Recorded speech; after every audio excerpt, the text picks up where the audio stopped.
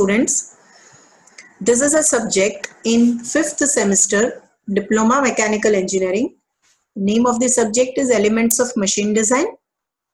It has total 6 units. One by one we will see. First is Fundamentals of Design.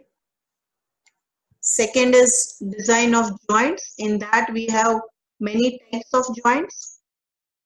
Joint, knuckle joint. In levers also we have many levers: hand lever, foot lever, bell crank lever. Offset links is the extension of your direct and bending chapter. Then third unit is design of shafts, is extension of torsion, which you studied in SOM. Then design of keys and couplings. Fourth unit is about design of power screws and fasteners. Fastener means it will be welded joints, screwed joints and riveted joints. Out of that, in our syllabus, we are having screwed and welded joints.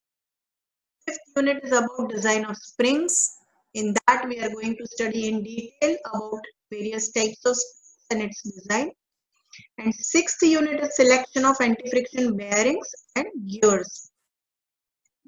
Each unit, how much time allocation is given, that I have shown, and marks distribution of each unit, and which unit, what is expected, theory, numericals.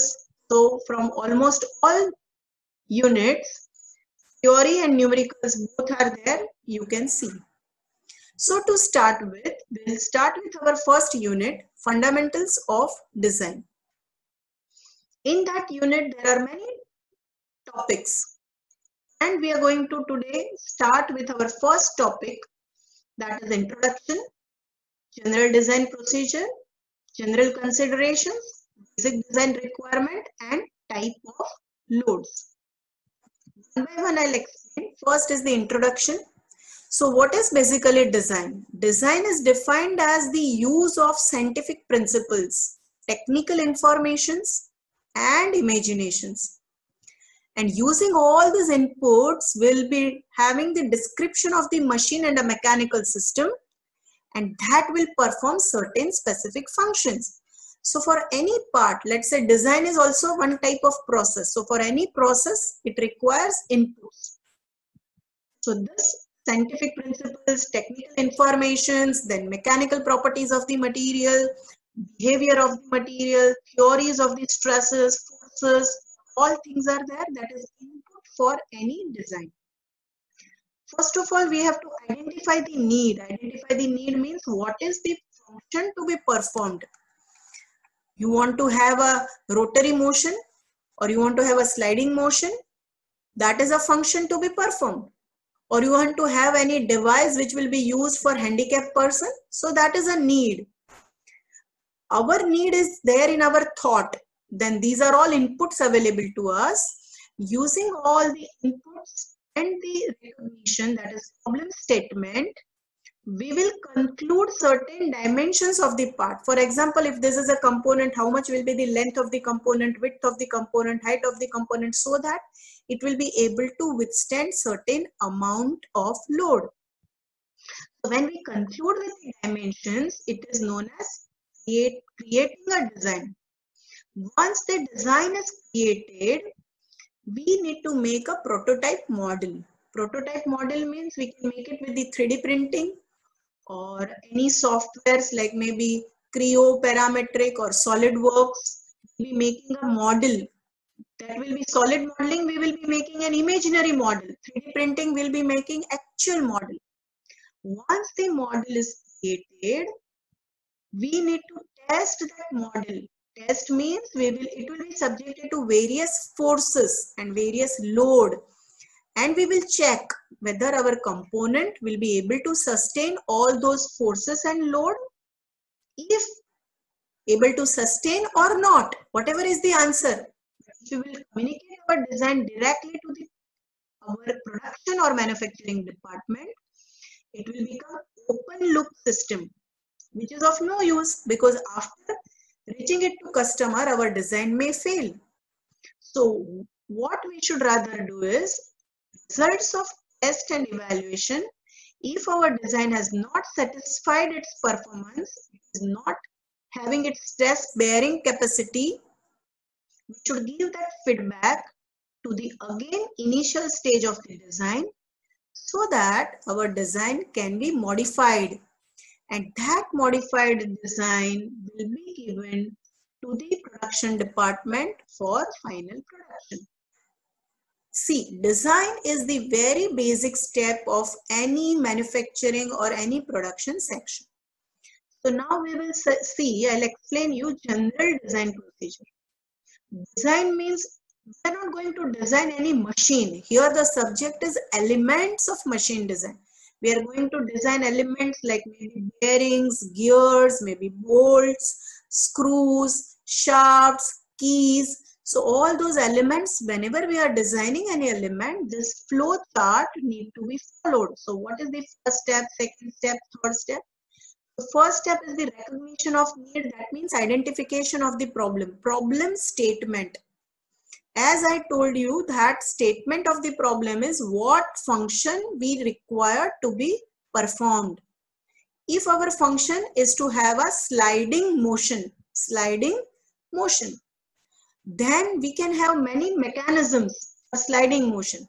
For example, what is a function? We need a sliding mechanism for a window. You can say we want a sliding mechanism or a sliding motion of a piston, or we want to have a sliding mechanism for any other part. Maybe any brushing or any mechanism has to be there, or a filing mechanism has to be there. So based on our need, we have to identify mechanisms, like which mechanism we will be using, like a crank slotted lever quick return mechanism, Whitworth quick return mechanism, double slider mechanism. So out of that mechanism, what is the best suitable mechanism that we need to select? Third step is analysis of forces. Analysis of forces means what all forces are going to act on our component. For example, if we have any component, let's say this component, that may be subjected to tensile failure. If this is the component that is subjected to bending, shaft will be subjected to bending, twisting. So we have to analyze the forces. So that is known as analysis of forces. After considering analysis of forces mechanism, next step is selection of material. For that, your prior concepts of mechanical engineering materials and strength of materials, where you have studied properties of the material, will be utilized.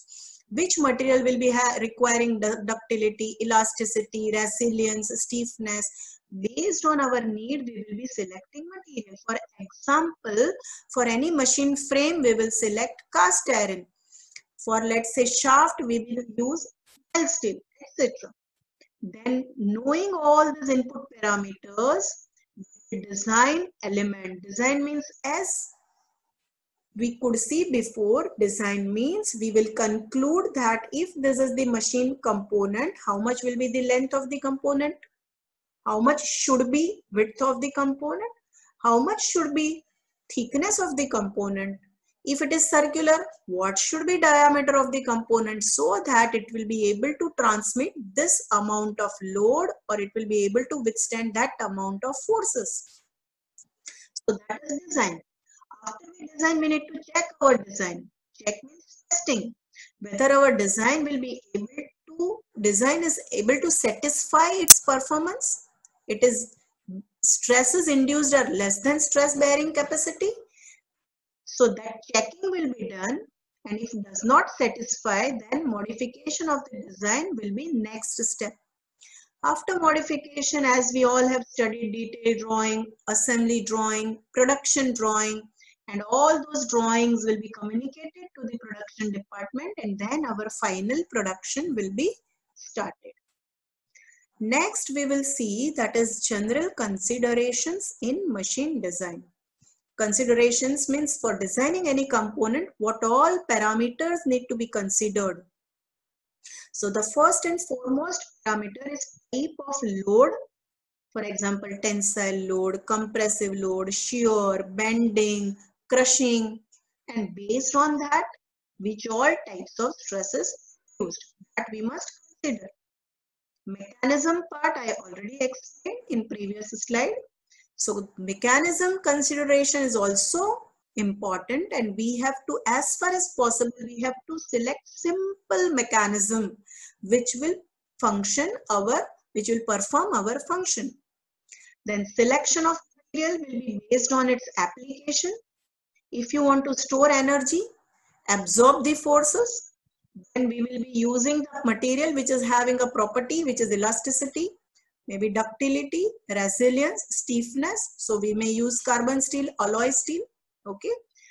Then for screw, we will use mild steel. For nut of the screw jack, we will use phosphorus bronze. So based on the requirement, we will select material. Any product which we are designing should have convenient and economic features. Convenient means it should be user friendly, and economic features means it is related to cost. It should not very much costly. As far as possible, we should use the standard parts which are readily available in the market.